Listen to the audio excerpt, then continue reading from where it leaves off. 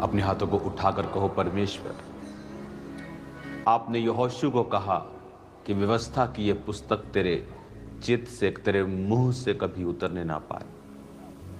मैं तुझे प्रभावशाली बनाऊंगा। जैसे मैं मूसा के संग रहा, मैं तेरे संग रहूंगा। अपने हाथों को उठाकर खुदा से कहो कि परमेश्वर,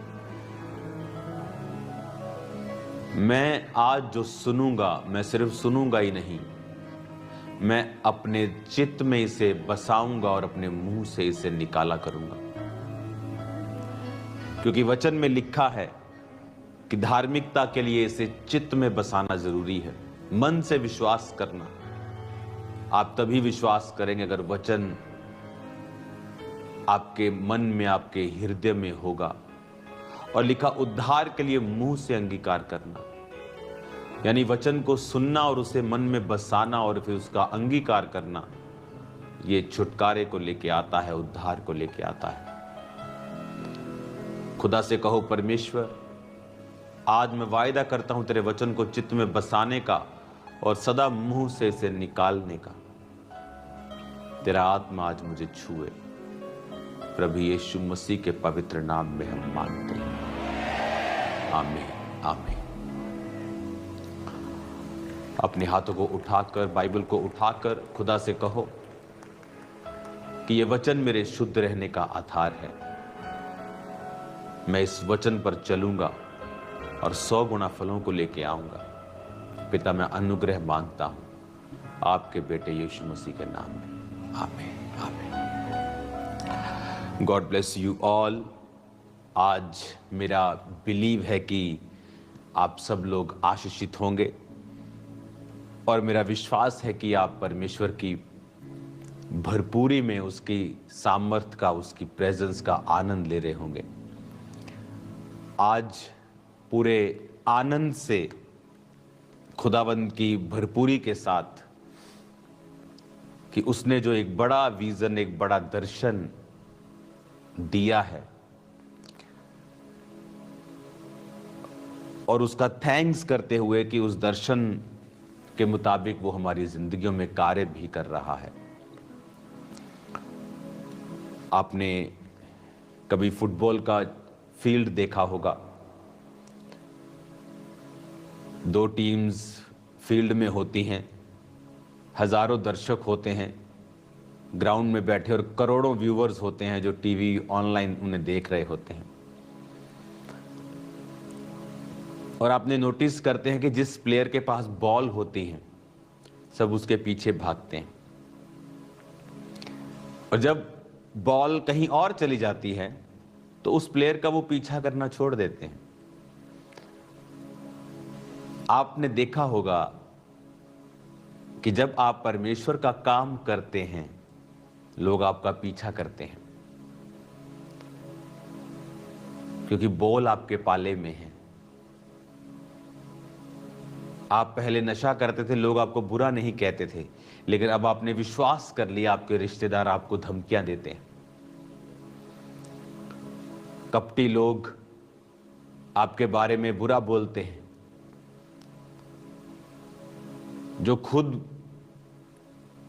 पाप में डूबे हुए हैं, आत्मिक तौर पे मरे हुए हैं, पौलुस ने कहा कि कुत्तों से चौकस रहो, काट कूट करने वालों से चौकस रहो। वो जो काटते हैं, फाड़ते हैं कि एक दूसरे का सत्यानाश कर दे। क्यों? क्योंकि दर्शन आपके पाले में है। आप खुदावंद के बुलाए, उसकी कुलाहट से चल रहे हैं, तो आपको कभी भी ऐसे लोगों की परवाह नहीं करनी चाहिए जो उस दर्शन के कारण, क्योंकि जो आपके जीवन में है, क्योंकि बॉल आपके पास है तो सब आपका पीछा करेंगे। आपको थैंक्स करना चाहिए कि परमेश्वर ने आप पर भरोसा रखा है, कि उसने आपको बॉल दी है, उसने आपको दर्शन दिया है, आपको विजन दिया है, आप पर परमेश्वर ने भरोसा जताया है कि ये व्यक्ति मेरे उस दर्शन को पूरा करेगा जो मेरा इस समय इन लोगों के लिए है, इस देश के लिए है। हमें आनंदित होना चाहिए कि परमेश्वर हमें इस्तेमाल कर रहा है और हम उसकी भेड़ों के समान उसके पीछे पीछे हैं और उसकी दुल्हन के समान उसके आने का इंतजार कर रहे हैं। मेरा बिलीव है कि परमेश्वर का आनंद आपके जीवन में होगा। एक वचन जब आप पढ़ते हैं रोमियो 10 में, तो उसमें लिखा है कि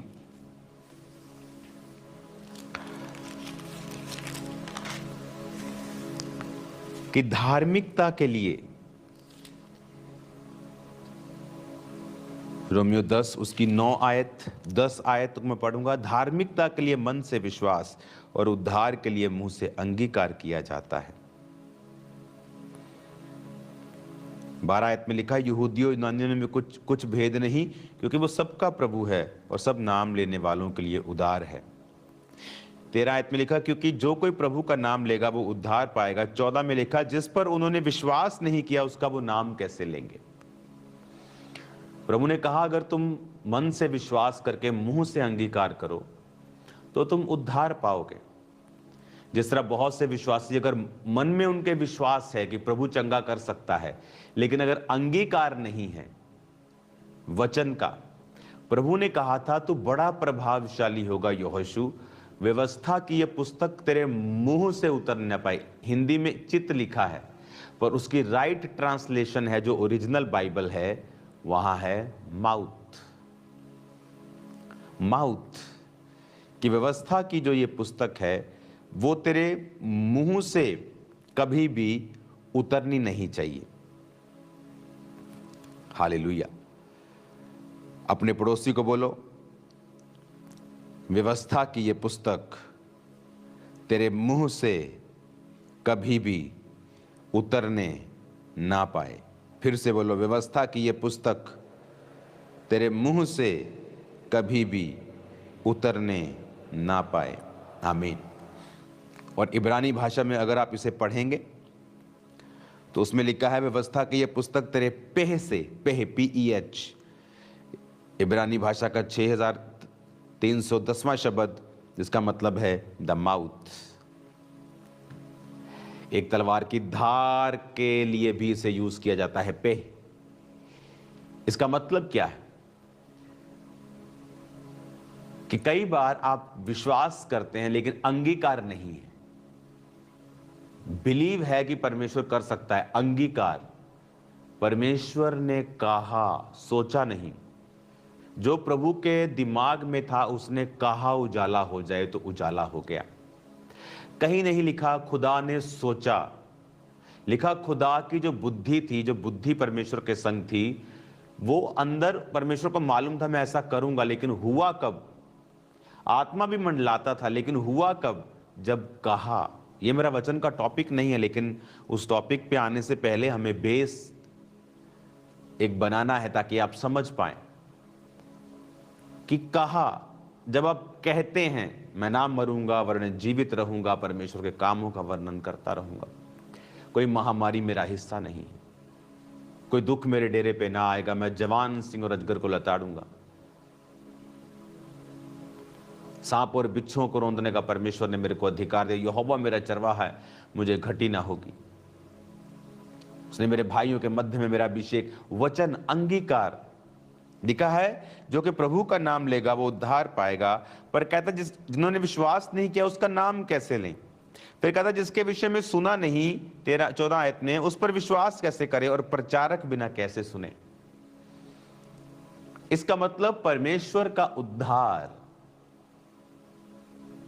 नहीं पहुंचता जब तक प्रचारक प्रचार ना करे। कहता जो कि प्रभु का नाम लेगा वो उद्धार पाएगा। फिर कहता जब तुमने सुना ही नहीं है उसके बारे में तो नाम कैसे लोगे? तुम्हें विश्वास ही नहीं है अगर, तो उसका नाम कैसे लोगे? विश्वास कैसे आएगा जब तक उसके बारे में सुनोगे नहीं? सुनोगे कैसे जब तक कोई बताएगा नहीं? और कहता प्रचारक बिना कैसे सुनोगे? चाहे वो प्रचारक ऑनलाइन हो, चाहे वो ऑडियो में हो, चाहे वो वीडियो में हो, चाहे वो चर्च में हो, वो बोल रहा है तो तुम सुन रहे हो। इसलिए आपने देखा होगा शैतान प्रचारकों से नफरत करता है। उसे पता है कि ये एक माध्यम है परमेश्वर और लोगों के बीच में। ये हैं वो जो उसके नाम का प्रचार कर रहे हैं, और जब वचन सुनाते हैं तो लोगों के अंदर विश्वास पैदा होता है। जब विश्वास पैदा होता है तो वो उसका नाम लेने लगते हैं। जब नाम लेने लगते हैं तो उद्धार आता है। वो उद्धार फैमिली में होता है, वो उद्धार फाइनेंस में होता है, वो उद्धार शरीर में, सेहत में, मेंटली, फिजिकली, सोशली, वो उद्धार सब जगह है। उद्धार is not only a spiritual उद्धार, सिर्फ स्वर्ग जाने वाली परमेश्वर बात नहीं करता। जब आप उद्धार के विषय में पढ़ते हैं तो ये बहुत डीप वर्ड है। जब आप उद्धार के विषय में पढ़ते हैं तो ये सिर्फ परमेश्वर स्वर्ग जाने की बात नहीं कर रहा। हाँ, उसमें स्वर्ग जाना नंबर 1 प्रायोरिटी पे आता है, नंबर 1 पे आता है। जब परमेश्वर ये बात करते हैं तो वो नंबर 1 प्रायोरिटी पे है, स्वर्ग में जाना। आमीन। जब आप उद्धार की बात करते हैं, रोमियो 10:10, साल्वेशन, उद्धार, ग्रीक भाषा में ये बाइबल लिखी गई थी ओरिजिनली। ग्रीक भाषा का 4991 शब्द, जिसमें उद्धार का मतलब है सोटेरिया, जिसका मतलब है रेस्क्यू, सेफ्टी, फिजिकली और मोरली डिलीवर होना, हेल्थ, साल्वेशन, सेव होना, आत्मिक भी और शारीरिक तौर के ऊपर भी। अब्राहम को परमेश्वर ने आत्मिक और शारीरिक दोनों आशीषें देने का वायदा किया था। तो जब आप मुंह से अंगीकार करते हैं कि यहोवा मेरा चरवाहा, मुझे घटी ना होगी, वो आपकी जरूरतों को पूरा करता है। आप अंगीकार करते हैं कि कोई महारोग मेरा हिस्सा नहीं है, मेरे इधर 1000 दाहिनी और 10,000 गिरेंगे, वो मेरे पास ना आएगा। आप देखेंगे परमेश्वर का आत्मा किस तरह से आपको सुरक्षित रखता है। हालेलुया। जब महामारियां आती हैं, हम सड़कों पे चले, कोविड के दौरान लोग पूछते थे, आज जो नए नए लोग देखते हैं, कई बार पास्टर्स को बोलते हैं, ये कोविड के टाइम कहां थे? अब कभी फेसबुक खोली है हमारी, मालूम हो जाएगा कोविड के टाइम कहां पे थे हम। रोड्स के ऊपर थे एवरी टाइम, जब लोग अंदर थे। एक जगह महामारी हुई तो वो ऐसी महामारी थी कि लोगों को रेशा होता था बहुत, और उनके अंदर इन्फेक्शन हो जाती थी बहुत।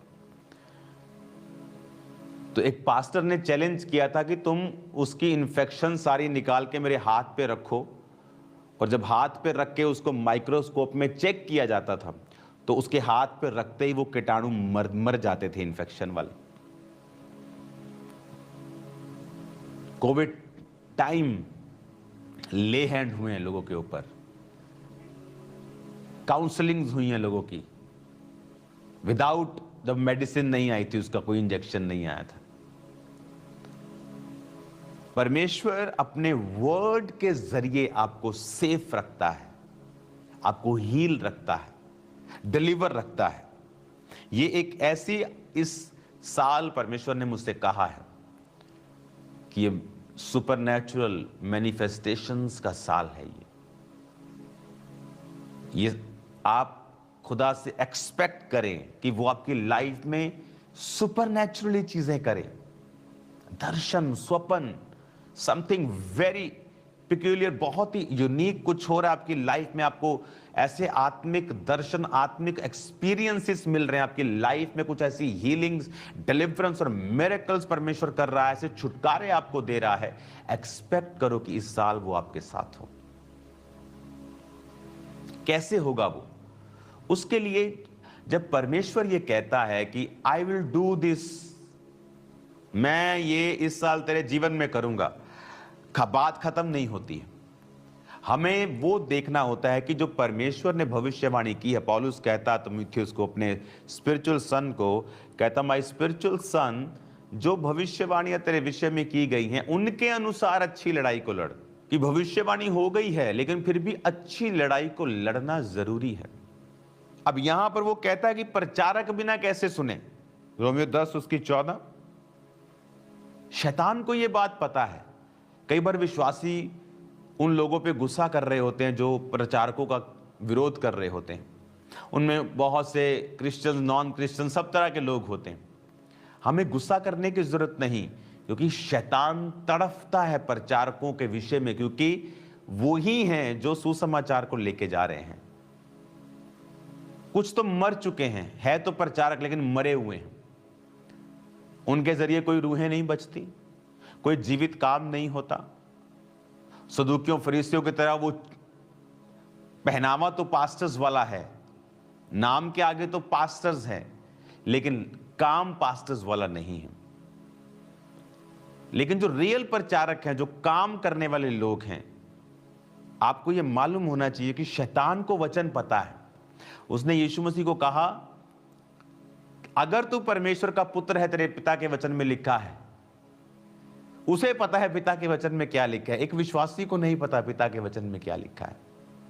वो यीशु मसीह को वचन से परख रहा है कि तेरे पिता के वचन में लिखा है, अपने आप को ऊंचाई से नीचे गिरा, तेरे दूत हाथों हाथ तुझको उठा लेंगे, तेरे पांव में पत्थर से ठेस ना लगे, भजन संहिता 91 में लिखा, तू करके दिखा।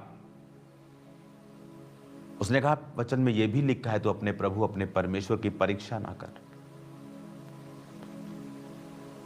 वो समय था जब कोविड का समय था कि आप कुछ नहीं कर सकते, आपको जाना ही पड़ेगा।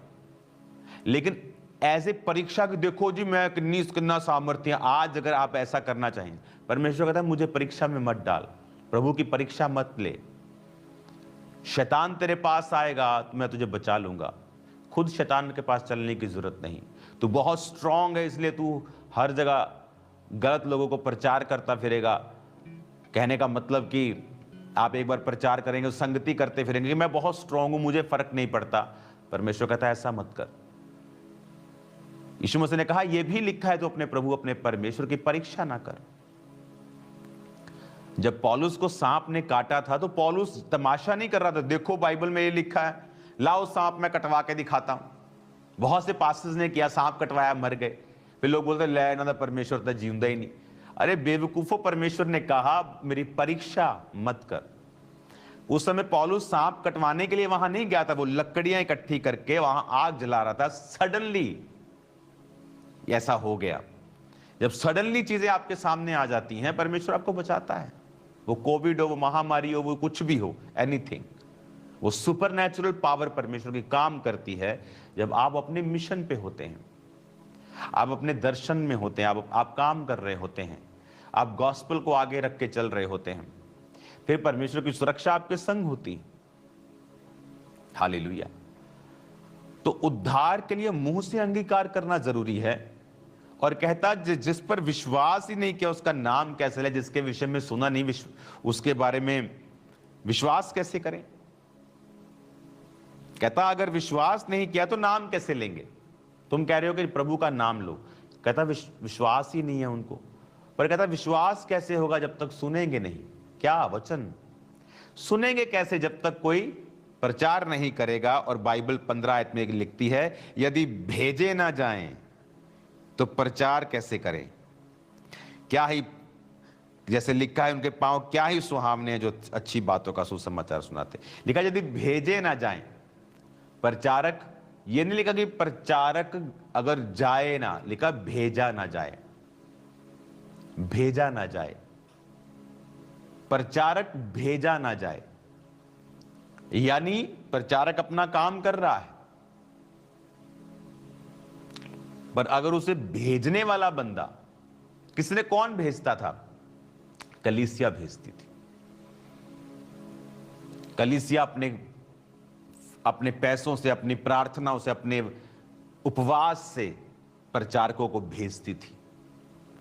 बहुत बार वचन में लिखा है कि कलीसिया ने पौलुस को परमेश्वर के अनुग्रह उसके हाथों में सौंपकर मिशनरी यात्राओं के लिए भेजा। पीछे से वो फाइनेंशियली बहुत अमीर नहीं थी वो कलीसियाएं, लेकिन बहुत वो बोया और बहुत पौलुस ने कार्य किया। आज यूरोप में देखो आप, हर जगह आपको चर्च मिलेगी। और वो देश, आप चाहे जितना मर्जी लोग बोले कि वहां क्रिश्चियनिटी कम हो रही, कम नहीं हो रही। आत्मिक लोग बहुत रेयर होते हैं जो रियल आत्मिक आत्मा से भरे। बट वो क्रिश्चियन, जब क्रिश्चियनिटी की बात आती है, उसके खड़े रहने की बात आती है, वो लोग खड़े होते हैं, आपको मिलते हैं। आप अभी न्यूज सुन रहे हैं बहुत सारी। हालेलुया। हमें यह बात समझनी है कैसे वो कार्य कर पाया। लिखा उसको भेजा गया, ही वॉज सेंट। अगर प्रचारक भेजा ना जाए तो प्रचार कैसे करे? यानी हमारी एक जिम्मेवारी है कलीसिया की सपोर्ट करना। इमेजिन करो आप भोंपू लेके एक जगह प्रचार कर रहे हैं और आपको इस दिशा में भोंपू चाहिए, इस दिशा में नहीं चाहिए, लेकिन लगाने वाले ने इस दिशा में लगाया है, तो प्रचारक तो काम कर रहा है, लेकिन जो भेजने वाले हैं वो आलसी हैं, वो डिस्ट्रैक्टेड हैं। इसलिए परमेश्वर हमेशा जो प्रचारक होता है उसे आशीषित करता है, और वो उन लोगों को भी आशीषित करता है जो प्रचारकों के साथ काम करने वाले लोग होते हैं। और शैतान इसीलिए उनके पीछे भी पड़ा रहता है, क्योंकि उसकी वजह से उनके परिवारों के ऊपर और जिंदगियों के ऊपर आशीष रहती है। सेवा के कारण बड़ी चीजें हैं, बड़ी मुसीबतें हैं, बड़ी प्रॉब्लम्स हैं जिससे वो बचे रहते हैं। अगर वो नॉर्मल लाइफ में हो, वो उनकी लाइफ में फिर आती है। मैंने देखा है पर्सनली। हमें ये समझना है, उद्धार के लिए अंगीकार, अंगीकार के लिए प्रचार, प्रचार के लिए तुम्हें भेजना पड़ेगा। इसमें सब मैसेजेस हैं। ये कलीसिया का काम है प्रार्थना करना, फास्टिंग करना, बोना, ताकि प्रचारक अपना काम करे। और जब वो प्रचार करेगा लोग विश्वास करेंगे, विश्वास करेंगे तो नाम लेंगे, जब नाम लेंगे तो उद्धार पाएंगे। हालेलुया। आज जब इस वचन को आप सुन रहे हैं कि बाइबल में लिखा कि जो प्रभु का नाम लेगा वो उद्धार पाएगा, वो सेव होगा, और सेव होगा, नाम लेगा तो सेव होगा। नाम कैसे लेगा अगर विश्वास नहीं करेगा? सुनेगा नहीं तो विश्वास कैसे करेगा? सुनाएगा नहीं प्रचारक, और प्रचारक अगर भेजा नहीं जाएगा। कितनी ब्यूटीफुल पॉलुस ने लाइंस लिखी हैं। इसलिए चर्च का काम है मिशनरी कामों के लिए, खुदा के कामों के लिए हमेशा आगे रहना, आलसी ना होना, ठंडे ना होना। इस साल परमेश्वर आपके साथ सुपर नेचुरल चीजें करने वाला है। अगर जब परमेश्वर ने अब कह दिया कि मैं सुपर नेचुरल चीजों को करूंगा, आपका और मेरा रोल है हम ऐसा माहौल बनाएं अपनी लाइव्स में, अपनी जिंदगियों में, कि वो उन कार्यों को कर सके। मूसा की लाइफ में प्रभु ने उसको चुना हुआ था, लेकिन उसका स्पिरिचुअल माहौल नहीं था उस 40 साल की उम्र में, और वो गलती कर बैठा और कत्ल कर बैठा और उसे भागना पड़ा। और 80 साल की उम्र में खुदा ने उसे भेजा। फिर जब तक आप अपनी लाइफ में माहौल परमेश्वर के मुताबिक तैयार नहीं करते, अपनी जिंदगियों को तैयार नहीं करते हैं, तब तक आप उसकी भविष्यवाणी को पूरा होते नहीं देखते हैं। आप जानते, प्रभु ने कहा कि ये साल सुपरनैचुरल मैनिफेस्टेशन का होगा, यानी ऐसा छुटकारा जो नॉर्मल पॉसिबल नहीं है, ऐसी हीलिंग जो नॉर्मली पॉसिबल नहीं है, ऐसी डिलीवरेंस जो मार्वलस है, जो बड़ी अजीब है, जो बड़ी शॉकिंग है। कि ऐसे परमेश्वर ने इसको आजाद कर दिया। इस तरह से परमेश्वर ने इसको कर्जों से, केसों से, बीमारियों से, तकलीफों से, मुसीबतों से, एक्सीडेंट से, डाइवोर्स से, नेम एनीथिंग, परमेश्वर किस तरह से इन लोगों को छुटकारा दे रहा है। उसके लिए हमें एक माहौल बनाना होगा। वो माहौल कैसे बनेगा? हमें तैयार रहना होगा कि स्पिरिट जो काम प्रोफेसी के जरिए जाहिर कर चुका है कि मैं मैनिफेस्टेशंस करूंगा इस साल, ग्लोरियस, सुपरनैचुरल, अलौकिक जिसे कहते हैं, जो प्राकृतिक नहीं लगती। एक हीलिंग होती है आपकी बॉडी में, परमेश्वर ने सिस्टम बनाया है सेल्फ हीलिंग का, कि वो धीरे धीरे 6, 7, 8, 10 साल, महीने में, साल में ठीक हो जाती है। वो रोग प्रतिरोधक जो क्षमता होती है वो आपकी बॉडी में काम करती है। बट एक होता है कि सुपरनैचुरल हीलिंग, कि सडनली परमेश्वर ने आपको छुआ, जिस तरह हम गवाहियां सुनते हैं, आज भी सुनेंगे। एक होता है कि आप धीरे धीरे किसी चीज से निकल रहे हैं, एक होता है कि सुपरनैचुरली परमेश्वर ने कुछ ऐसा इंतजाम किया, काम किया कि आप जहां 60 साल में पहुंचना था 6 में पहुंच गए, जहां 6 साल में पहुंचना 6 महीने में चले गए। उसके लिए आपको एक काम करना होगा, आपको उन अध्यायों को पढ़ना होगा जिन अध्यायों में परमेश्वर ने सुपरनैचुरल मिरेकल्स किए हैं। जिस तरह चारों सुसमाचार, मत्ती, मरकुस, लूका, यूहन्ना, इनमें जहां जहां परमेश्वर ने मिरेकल्स किए हैं, साइंस एंड वंडर्स, प्रेरितों के काम की पुस्तक में, उन अध्यायों को स्पेशली पढ़ें। क्यों खामरा चर्च कभी भी विरोधियों के खिलाफ कार्य नहीं करती? क्योंकि ये चीजें आपको सुपरनैचुरल मैनिफेस्टेशन से बाहर ले जाती हैं, माहौल खराब कर देती हैं। पर जब आप प्रभु के हाथों में, मैं फिर कह रहा हूं, चर्च ने माफ किया, लोगों ने माफ किया, खुदा ने नहीं किया। कहता तू माफ करेगा, मैं उसका सिर अंगारों से भर दूंगा, जला दूंगा उसके सिर को। आप लोगों की हालत देखो क्या हो रही है, हंसी आएगी आपको और परमेश्वर के ऊपर प्राउड भी फील होगा। ये क्या परमेश्वर ने शैतान के परखच्चे उड़ा दिए हैं, तार तार कर दिए हैं। हालेलुया। कैसे? क्योंकि आपको जब सुपरनैचुरल मैनिफेस्टेशन करनी है, आपको अलौकिक कार्य करने हैं, आप अपनी लाइफ में माहौल बना के रखेंगे। आपके घर में 24 घंटे टीवी चल रहा है, आपकी लॉबी में हर तरह का प्रोग्राम चैं चैं पैं पैं चल रही है 24 घंटे।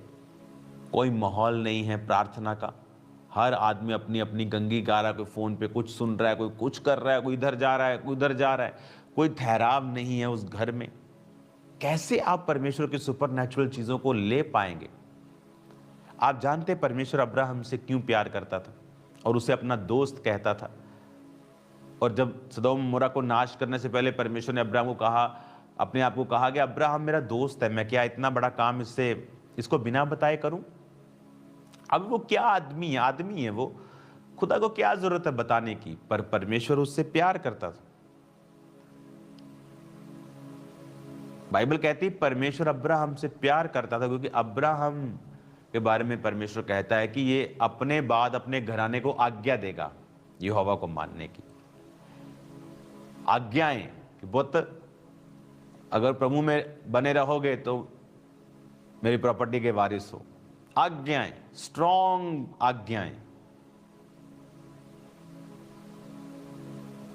आज आपके घर को आपने ऑर्डर में नहीं आप लेके आए। आपके बच्चे के दोस्त कौन है आपको पता नहीं, आपकी लड़की की सहेलियां कौन है आपको पता नहीं, आपके घर में क्या चल रहा है आपको पता नहीं। आदम की जब पत्नी हवा गिरी तो आदम भी उस श्राप में शामिल हुआ। जब पहली बार शैतान ने हवा से बात की, ये कोई फर्स्ट टाइम बात नहीं की थी उसने। आते ही पहली बात में एक औरत क्यों उसकी बात को सुनेगी? ये कॉन्टिन्यूटी थी। जब शैतान किसी के दिल में काम करता है ना, तो धीरे धीरे कार्य करता है। एक दिन कुछ बात, दूसरी बात, फिर तीसरी बात, फिर चौथी बात, फिर पांचवी बात। बहुत से लोगों को मैंने देखा है, जब वो परमेश्वर से, उसकी सेवा से हटते तो धीरे धीरे शैतान उनके दिल में बातें डालता है, फिर धीरे धीरे वो गायब करता है उनको, फिर सडनली अटैक करता है, फिर वो भागते हैं, फिर चर्च की ओर, पापा रख लो मुझे, टाइम निकल चुका होता है। फिर प्रभु मुझे माफ कर दे, माफ कर दिया, पर कॉन्सिक्वेंसेस रहेंगे लाइफ में, उसका असर तो रहेगा। माफी तो परमेश्वर देता है, उसी वक्त देता है, 3 सेकंड में देता है। हमें यह बुद्धि रखनी पड़ेगी कि परमेश्वर आदम हवा के साथ उस संगति में, ऐसी संगति में नहीं था जैसा होना चाहिए था। वो शैतान उसे बात कर रहा है कंटिन्यू, और एक दिन वो आके एक बड़ा काम कर जाता है। जब आपका परिवार के साथ कोई नाता ही नहीं है, वाइफ के साथ बैठना ही नहीं है, हस्बैंड के साथ बैठना ही नहीं है, बच्चों के साथ बैठना ही नहीं है, अपना काम किया, वाइफ ने अपने बर्तन मांजे, खाना बनाया, बच्चे अपना पढ़ के आए, खत्म। एक दूसरे की लाइफ का पता ही अगर कुछ नहीं है तो कैसे मालूम होगा आपको? कैसे आप सलाह दे पाएंगे? अपने बच्चों के दोस्त बने। हालेलुया। ऑर्डर में लेके आए अपने घर को, माहौल बनाएं, बाइबल को पढ़ें, फास्टिंग करें, पवित्रताई में रहें। क्योंकि ये साल अगर आप चाहते हो कि वर्ड पूरा हो कि परमेश्वर ने कहा सुपरनैचुरल मैनिफेस्टेशंस होंगी, वो होंगी अगर आप ध्यान लगाएंगे तो। अगर आप ध्यान लगाएंगे तो फिर वो होंगी। अगर आप ध्यान नहीं लगाएंगे, वो भविष्यवाणी आपके ऊपर लटकी रहेगी और आपकी झोली में गिरेगी नहीं। तो पहला काम है उन पदों को, उन अध्यायों को पढ़ें जहां पर परमेश्वर ने सुपरनैचुरल मिरेकल्स किए हैं। बाइबल मिस करना, पढ़ना, मैंने देखा है ये बिगेस्ट मिस्टेक्स हैं विश्वासियों की, बिगेस्ट। मैं बाइबल पढ़ रहा था एक दिन, और मैं फिर कंटिन्यू पढ़ता हूं। मेरा सिस्टम अलग है बाइबल पढ़ने का, पुराना नियम भी पढ़ता हूं, मैं नया नियम भी पढ़ता हूं, ताकि मैं दोनों से कनेक्टेड रहूं। और फिर मैं लगातार पढ़ता हूं, ख़त्म करता हूं, ये भी साथ साथ ख़त्म करता हूं। तो जब मैं एक्सोडस में था, मैं निर्गमन में था, और वहां पे ना मिरेकल्स आते हैं। जब मूसा के द्वारा मिरेकल्स हुए, पहला जो जब उसकी लाठी सांप बनी, उसके बाद पानी लहू बना, डड्डू आए, मेंढक आए, डांस, कुटकियां, वो जितने मिरेकल्स है ना, वो मेरे को सब ऐसे मुंह जुबानी याद है।